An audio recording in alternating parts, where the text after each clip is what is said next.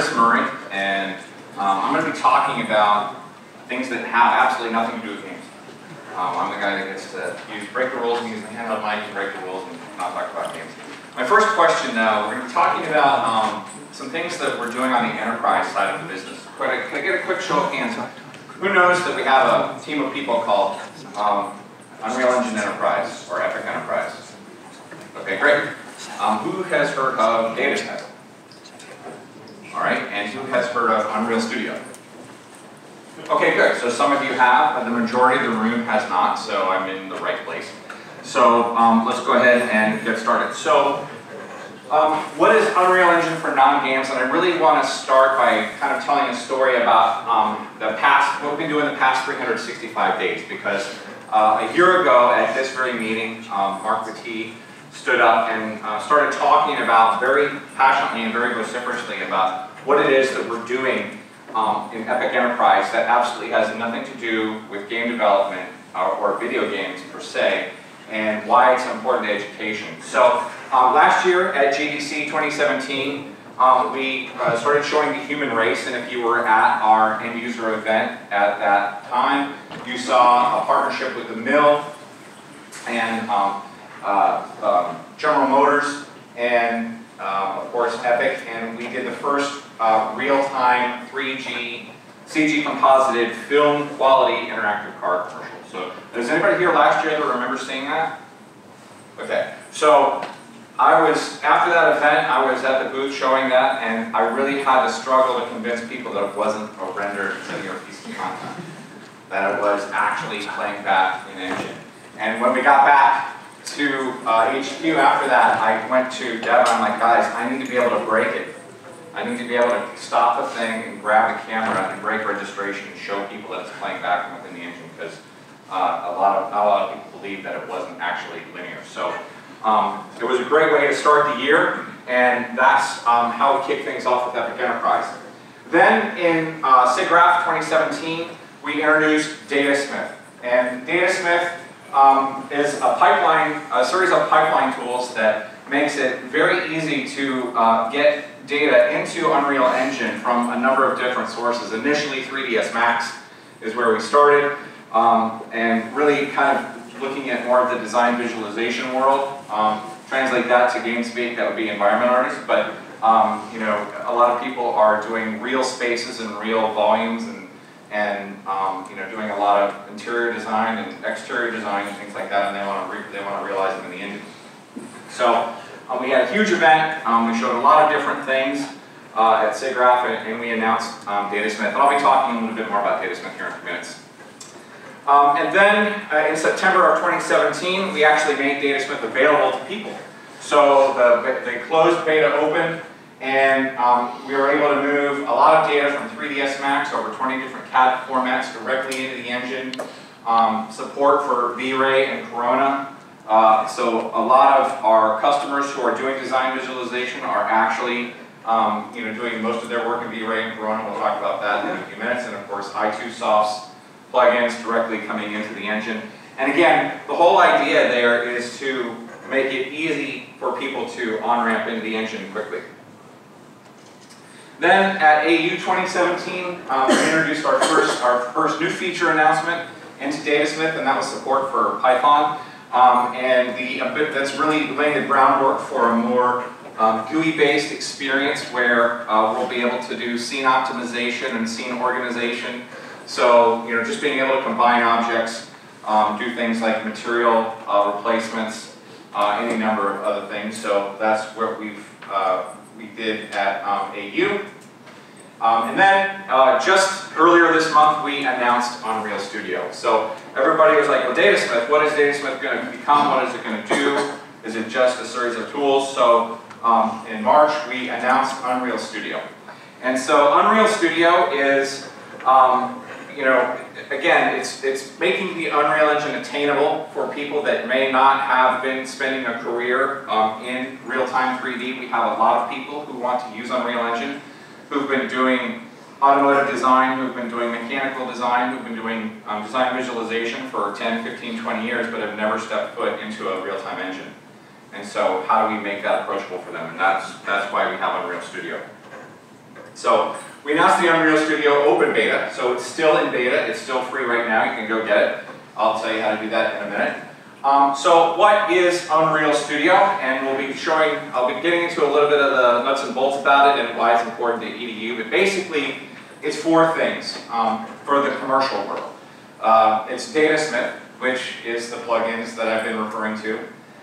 It's learning material. As I mentioned, we have a lot of professionals who have not been Unreal Engine experts, and they need to learn a new language. And we realize that, and we are making great strides in doing that, both online and in person. We have some new support options for them. You know, obviously Unreal Engine is free, but there are certain things in the end user license agreement with some commercial folks that they might want to do a little bit differently, so we offer those different types of support options. And of course, we're going to make assets available to Unreal Studio users. So part of our announce in earlier this month was that for Unreal Studio users, they get over 100 different substances that are available to them from Algorithmic. And also a series of new templates. Our first template released is a product VR viewer. So taking a little bit more of a deep dive, what is Unreal Studio? Why are we doing it? I think that's kind of important. The workflow around Datasmith, the goal there is we want to give you the ability to import complex scenes. We have over 20 different CAD formats. There, with the graphic along the bottom, you can kind of see how everything kind of stacks up. We have a lot of different workflow tools coming out. Datasmith is only our first one. I'll be showing you some examples of our Unreal Learning Academy so you can see the effort that we're putting into quality learning and training materials. I already talked about support a little bit, and I already talked about assets. But again, the idea is we want to accelerate creative decisions at the professional level. And this still actually has a really important aspect for education that I'm going to get to in a second.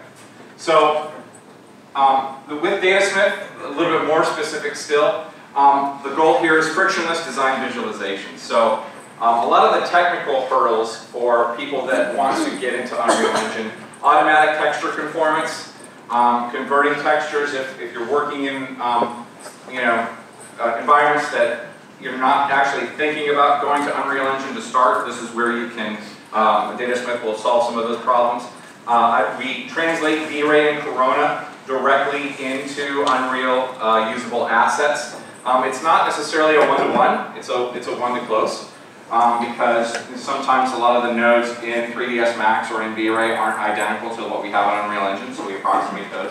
But it's getting better all the time. Remember, we're still in open beta. We're still, almost a V1 product. Lights, cameras, physical cameras, all of those things come over.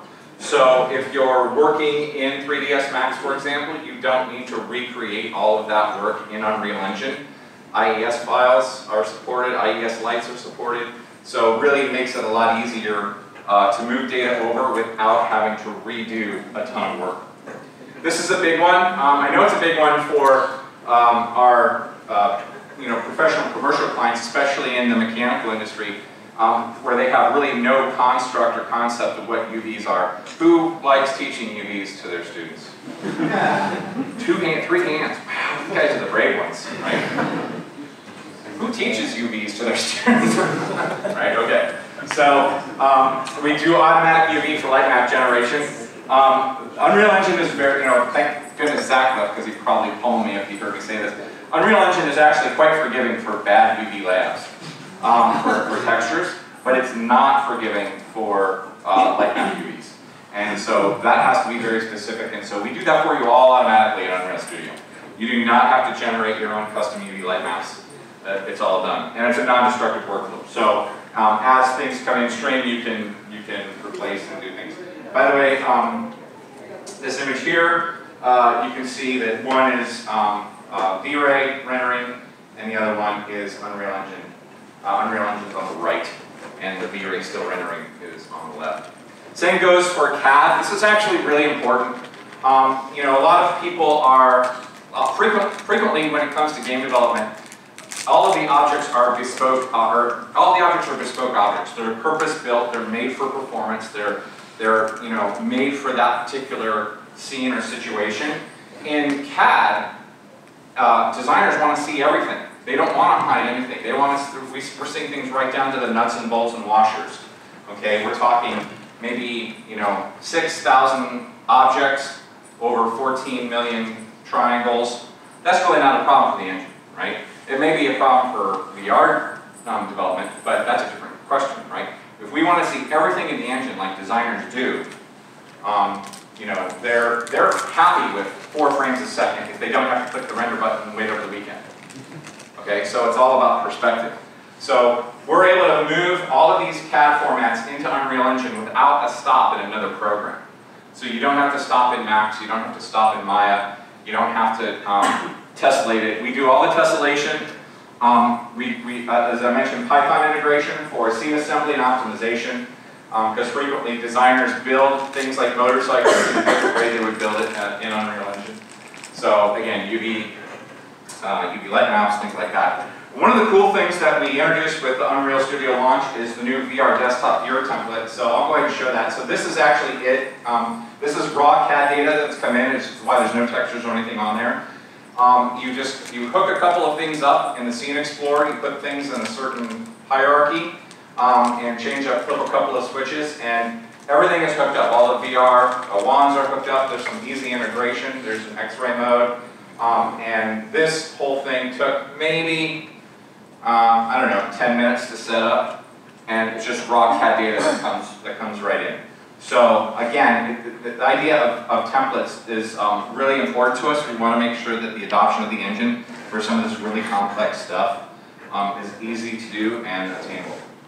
So this, again, like I said, this was just announced. So if you haven't seen this, if you do know about Unreal Studio and haven't seen this, this is the type of thing that it does. Okay, so the other thing that we're doing with Unreal Studio is learning. And we are embarking on something that's really new. Sharing information is not new at Unreal Engine. If you've been to our YouTube channel, you know there is a plethora of information that's available to you on learning all different types of aspects of the engine. But what we're doing differently is we've created a learning resources page, and we're in the process of developing our own dedicated learning management system with professional level training materials. So if you've been to any of the other commercial training sites like Lynda or Pluralsight or anything like that, we're actually going to be rolling out our own version of that for Epic. We don't have a formal name yet. We've been kind of calling it Unreal Academy. But the point is, it's a little bit of agnostic learning. It's not necessarily all about game development. We want to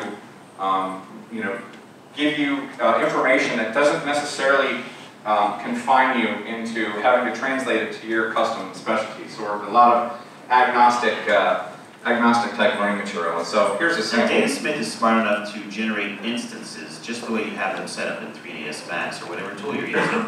These 4 lamps are in fact instances, as are these 2 couches. These are instanced, and some other objects in the scene. And what Datasmith does is it only generates one asset in your content folder, and all the rest of the assets are instances. So if we click on the lamp and then right-click and choose Browse to Asset, you can see there's only one lamp here and it's being duplicated. And this is going to save memory, so you're not loading 4 of the exact same lamp into memory, and that's going to improve your performance. It also means you can tweak one of them. So I'll just jump off there, but you can see the level of quality that we're shooting for in our learning materials. We're really spending a lot of time, and we have a very high bar with the amount of QA that we're giving the learning materials. All the material is vetted internally, at least initially, before it's recorded to make sure it's Epic proper. And we're really seeking out the best presentation content or best presenters. And so we're really focusing on the quality of the learning material there as well. So that's something that's going to be available to you as an Unreal Studio customer. So, of course, the question is, what about pricing for education?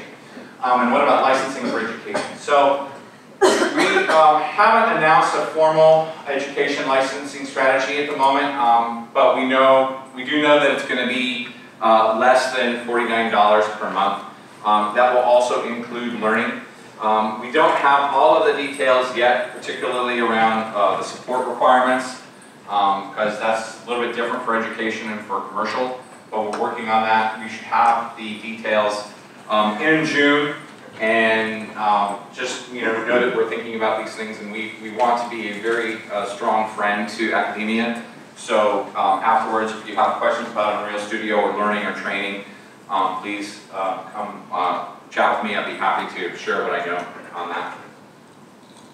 So why does this all matter to EDU? Why does, if Unreal Studio is kind of focused at non-games, and you're all teaching games, why does this matter? Well, it matters for a couple of reasons. The non-games industries need talent. All right, we need to be. I would like to ask you to, make my life a little bit easier. If I had a nickel for every time someone asked for an Unreal Engine developer for a non-games customer, I wouldn't have to work. I'm getting asked all the time. So, and CG Architect, this is before our announcement yesterday about our real-time ray tracing, right? So this is just the rendering survey from CG Architect that came out last month.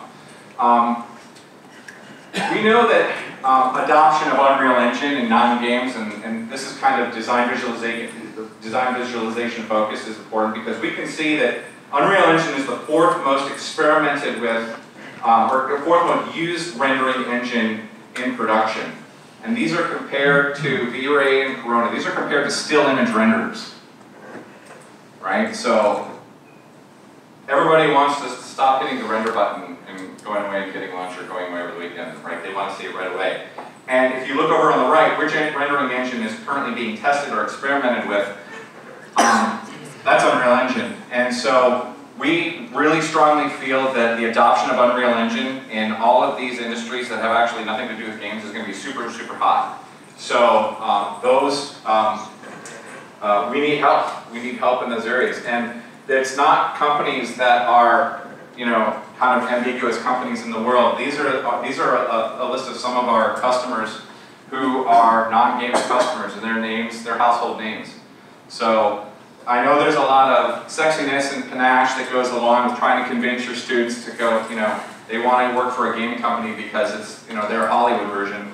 But, I got to be honest, there's a lot of exciting things that are happening in the non-games world. And so please, please consider educating your students about that a little bit. And the other thing, and I debated putting this slide in, but I feel it's really important to say. Non-games is an emerging career path, and so we just had Emily up here talking about the very high standards that we have to bring on interns for our game development pipelines and things like that. And you saw the photograph of, I don't know how many resumes or applications we get for our internships, but we're very selective. I'm not suggesting that it's lower quality in these industries, but I will say that I think there's a lot of opportunities in these industries for people with a little bit less experience, because it's new to these companies. Everybody in enterprise is learning at the same time, so there's opportunity with less experience to get in and actually do some really amazing work. So again, I'm not suggesting that it's lower quality work, or the quality bar is lower, but I am suggesting that it's not saturated with career devs. And so people need a lot of help doing these things, and the cool thing is that every skill that you learn in a non-game environment is transferable over to games. So it's a great on-ramp. If you have students that are great students and are just trying to on-ramp into the industry, this is enterprise is a good place to get them started. So and that brings us today, right? So here we are today. We've already had some amazing announcements yesterday. You probably saw some of those. We're going to have more throughout the week, and of course, we're going to have our big keynote where we're going to be showing some other things. So, you're going to continue to hear about Unreal Studio and Datasmith. Our whole goal is to bring people into the family in an easy and approachable way.